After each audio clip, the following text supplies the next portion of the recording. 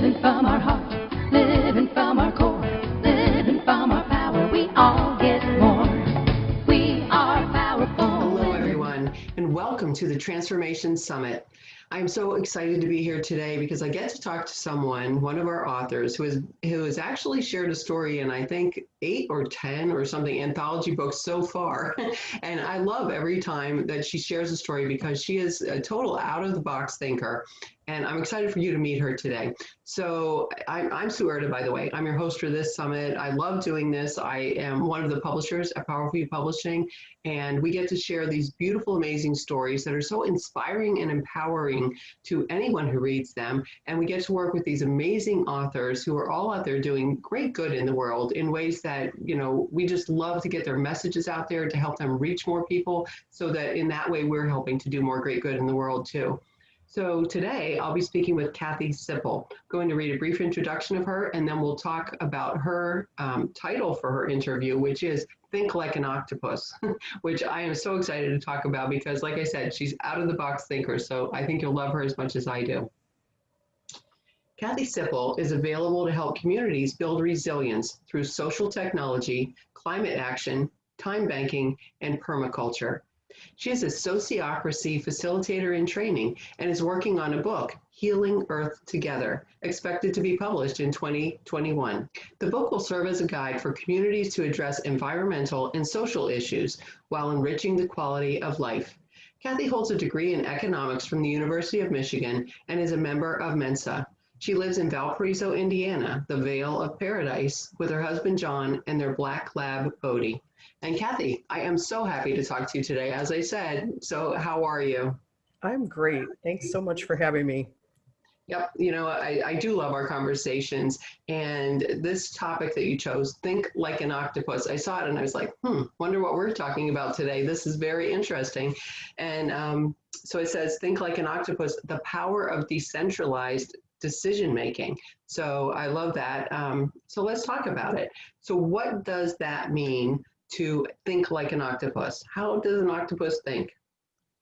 Well, that's a great question. One I've only found out about somewhat recently.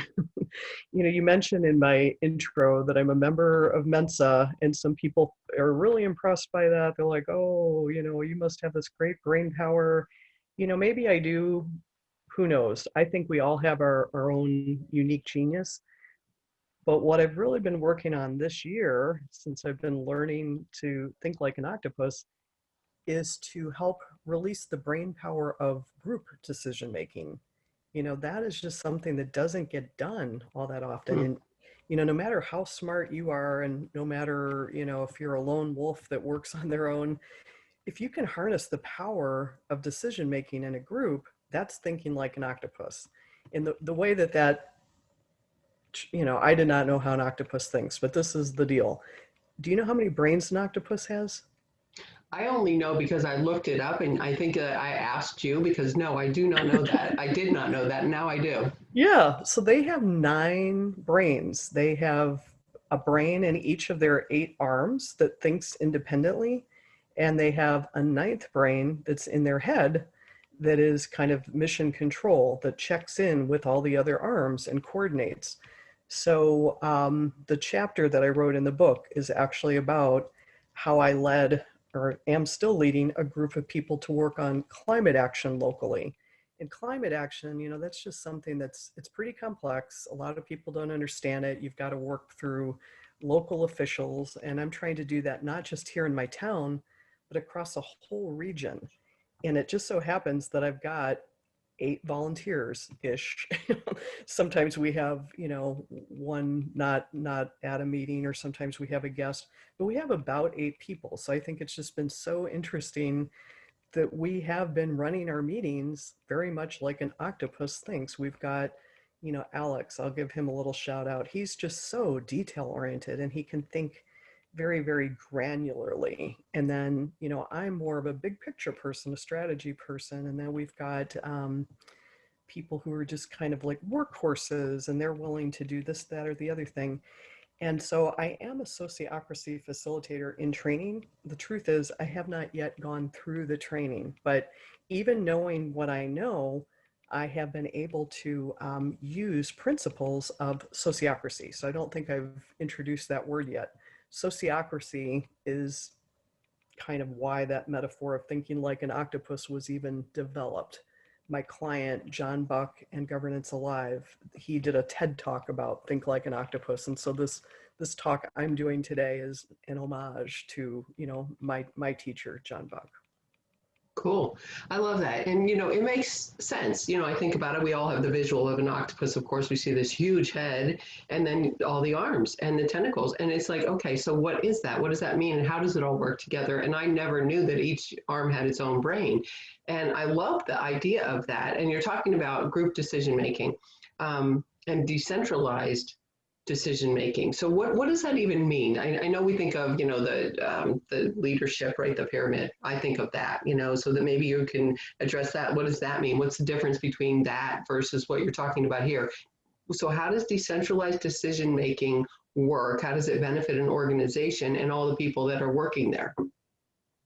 Yeah, absolutely. Well, as you just described, the pyramidal structure is what a lot more people are interested or, familiar with. And that's just the decisions come down from on high. And sometimes there's a token, let's get everybody involved, employee involvement or that kind of thing. But it's often a token. It's not really built in and integrated into the organization. But with decentralized decision making, you have circles of people who have the ability to make decisions autonomously. And there's always a link to a top circle. And in any top circle, let's say of management in an organization, there's also a link from below as well. And so any top circle, whether that would be the top board or top management or whatever, it would have a representative member in that circle from the people who are actually doing the work and the people who are actually doing the project. So they're represented there. And it's not that everybody in the circle has to come to exactly the same decision. It's not consensus, which I think a lot of people think is maybe necessary to make everybody happy, but instead they use something called consent. So consent means, is it good enough to try? And are we not likely to hurt anybody by trying this? And so it doesn't have to be 100% that you're behind it, but it's good enough to try. And so a lot more ideas just get to be tried. And it's much more playful. I mean, an octopus is actually a bit of a troublemaker. Sometimes, one arm might be throwing a rock and another arm is, catching a crab, or another arm is doing this and that. So it just allows like a lot of ideas to be explored and tried within the system that keeps it from being chaotic. So it is a little hard to describe in just a very short interview, but I can tell you that I've been involved in it from a participant side, and it's just such a feeling of peace and joy when you see a proposition that's proposed. So that's how decisions get made, is somebody will, it doesn't have to be the facilitator, it can be anybody at all in the group, can come with a proposition, and then you've got a round of objections or comment. Every single person is asked to comment. If you don't have a comment, you can pass, but that's really discouraged. It seems that you draw out the group wisdom by hearing what people have to say about it. And then after all the objections are heard, you say, are we ready to do a consent round now? And if people can consent, meaning it's good enough to try and it's not going to hurt anybody, then they give a thumbs up or they say, I consent, and you move ahead with the idea. So it's just a really easy and beautiful methodology. And the word sociocracy is a little unfortunate. Sometimes people hear it and they think it's socialism, or it sounds like democracy or something like that. And it really just means being ruled by society, being ruled by people that you can actually see and know. And so that's where you get the people sitting in circles and making decisions together.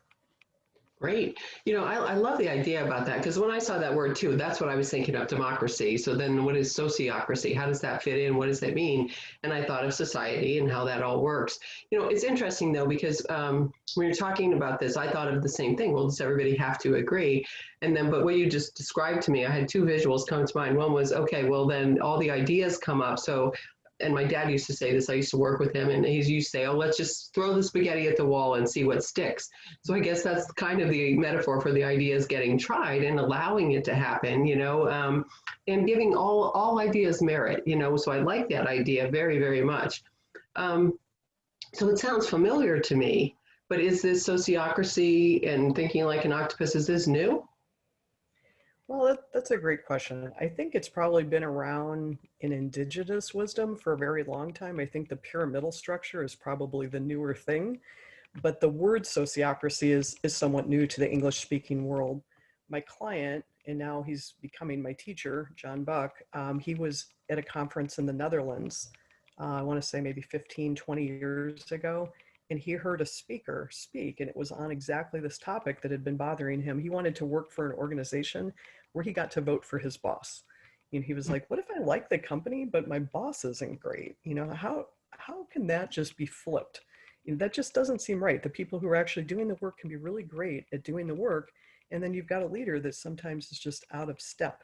And he heard this guy speak, and I can't remember. I could probably remember his name, but I'm going to butcher it. So I'm just going to say he's in the Netherlands and he has a hard to pronounce name. But John Buck actually learned Dutch in order to translate sociocracy into English and bring it to the English speaking world. I mean, that was how passionate he felt about it. And then in 2008, he formed this partnership with another one of my favorite humans, Monica Mignesi, and she's got just a really interesting background as well, with a background in mediation. And she has a just super interesting story. Grew up as a young woman under a dictatorship. So when she immigrated to the US, she was looking to the US to fulfill its, American dream. But even with that, she felt like it stopped a little short. She wanted to have her own organization, but even, just running a traditional company didn't feel like enough. So it's just so interesting. They've actually developed a company that looks like a company from the outside, but it's a company that owns itself. I could talk for an hour on how that is, but I'm not going to do that. They're the better people to talk about that. But they really walk the talk. It's just a fascinating social technology that just seems to bring all of my other interests alive. Like permaculture, time banking. There have been all these great things, but then if you don't have the way for people to get together and make decisions, you're going to miss out on a lot. You can have people that, really are with you. They love the idea, but then when, you have to get things moving, you can really stall out. And this just feels like a beautiful way to move past those objections and get to a shared vision that has more momentum, it has more heart, and it just has more peace when you can come to these decisions together through consent.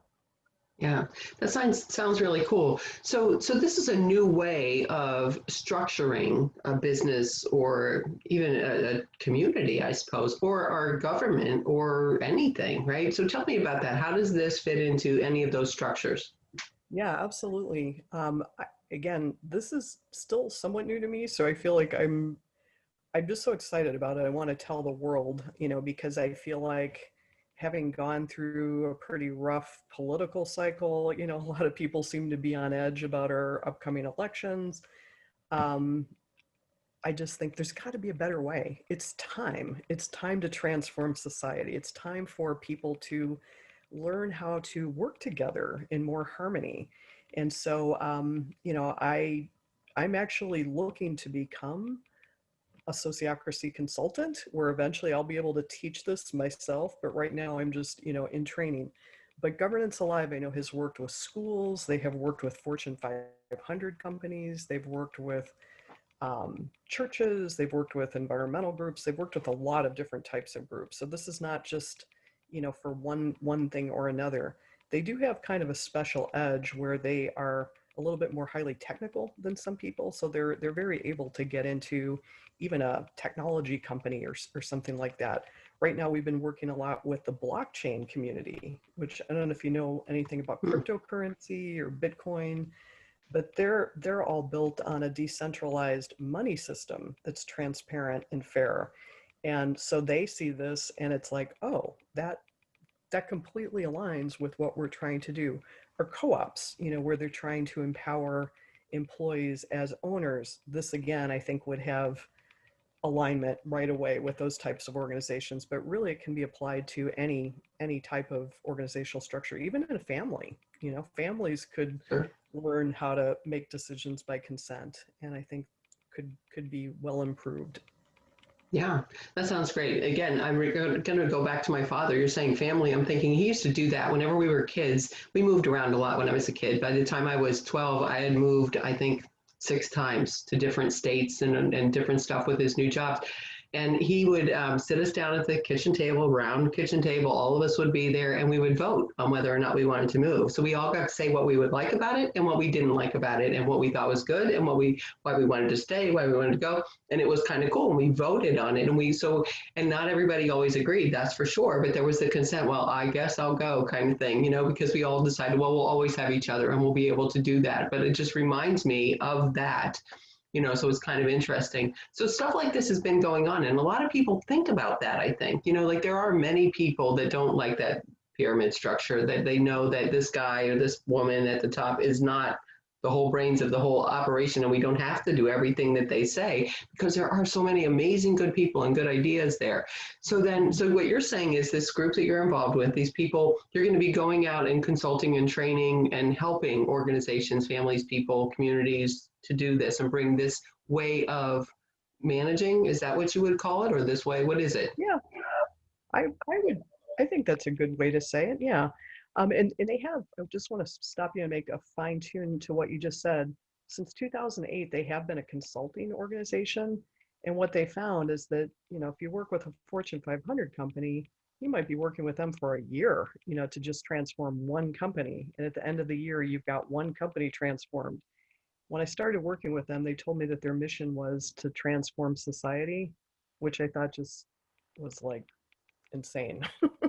But when I listened to what they really wanted to do, they said, well, we want to create sustainable systems where we can embed somebody who knows how to do what we do inside an organization. So they're in DC, and I just think, like, God bless them if they could like embed this system in DC, just steps from the White House. Like what kind of ripple effect could that have across the US? Their Yeah. their dream was, a lot of associations are there and that have chapters all over the US or all over the world. So if they could start working with those people, then it would trickle out. And then of course COVID happened. So that changed, like everything.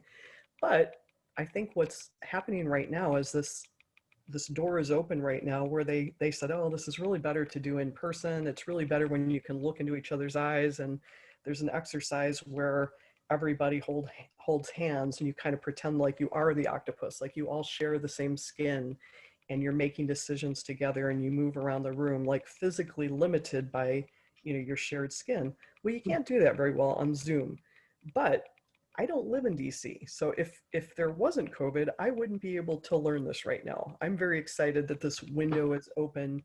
And they also say it's very important to develop a community of practice, because if you're the only one that knows this decision making and the rest of your organization does not, they're just going to look at you pretty oddly. You might have some limited success. But when you have a community of practice and you're practicing these principles, it's a paradigm shift. So, that's what I'm really looking to do here in Valparaiso, Indiana, Northwest Indiana, or even Chicago more broadly, is I want to make this normal where I live so that, we can start making decisions more beautifully and elegantly and inclusively. And, so other people can be doing their own community of practice. And for the time being, as long as that we're limited to really meeting online, we will be perhaps a global community of anybody who can speak English could be invited and whose time zone aligns. I know Yeah. sometimes it can be, we have one person from Australia that wanted to join, but of course, just the time difference can be a little tricky. Yeah, that sounds very cool. So I love the concept of this. Sociocracy is just, it sounds like exactly the type of transformative, inclusive, just a beautiful way to get things done that are meaningful to people. So and businesses and communities, all of that, I love it. So if there's someone listening right now that is excited by what you're talking about and wants to learn more about sociocracy, how can they get that information? I would invite them to go to the free webinar, which is usually about one a week or at least a few a month. And I made a little easy to remember shortened link. So it's bit.ly, that's bit.ly / think like an octopus. Have some fun with that. So that'll just take you right to their site, and you can click up at the top, it'll say free webinar, and you can join. It's a 2-hour, and webinar is really not the greatest name for it. It's 2 hours long, and it's very little them talking at you. Quite a bit of it is experiential. So there's enough time in the 2-hour segment where you get to experience being in a circle, somebody making a proposition. They don't come with a proposition, it bubbles up from within, who shows up, and you experience making an objection or, getting to consent. And when people actually feel in their body how that feels different and there's a co-ownership, it kind of sells itself because you see how it works, So really the free webinar is probably the best way that you could learn it if you have no idea about it. And it's not recorded because they really want people to feel very free to say whatever is on their mind, and they just want to be respectful of whoever shows up and not record it. So they give very generously of their time to do these 2-hour, what we're calling webinars, but they're really experiential teasers, I guess. Sounds great. That's wonderful. So Kathy, as always, I love talking with you. I love the subjects that you bring to us because they're always, like I said, out of the box and just unique and just like you. And I love that. So I know that there are also people besides, wanting to learn about sociocracy. What about you? How can people connect with you, learn more about you? Yeah, absolutely. Well, they could go to my main website is kathysipple.com, and I do a lot of things. It's going to be an always ever-changing list of things. I am a social media coach. I still do that. That's actually the way that I ended up meeting Governance Alive, was they needed some help with marketing. So I still do that.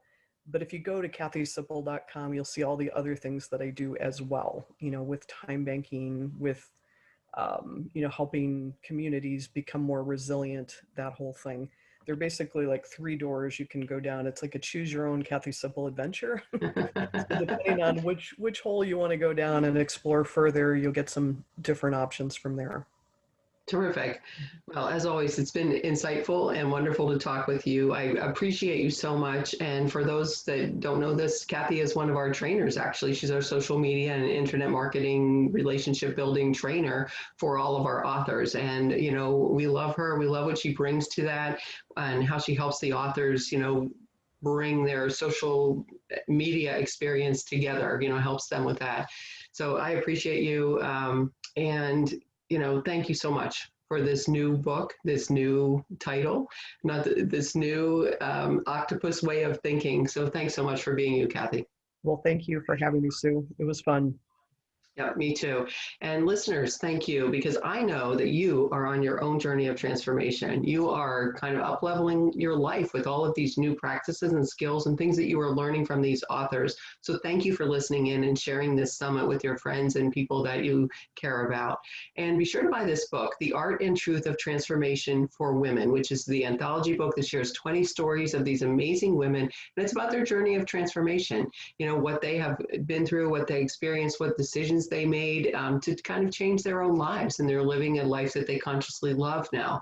So you'll love the book. Also, when you buy this book on launch day, which is October 20th, you will be able to get more than 35 gifts from our authors and partners. So October 20th, you want to go to our website, transformation-book.com. We will guide you to Amazon to buy the book. You'll bring back your Amazon receipt number, plug it in, and you'll have access to all of these gifts. So you have this amazing book, all these amazing gifts, and you will love it. So do that. And in the meantime, think about this sociocracy. How can you think like an octopus and bring this more into your life?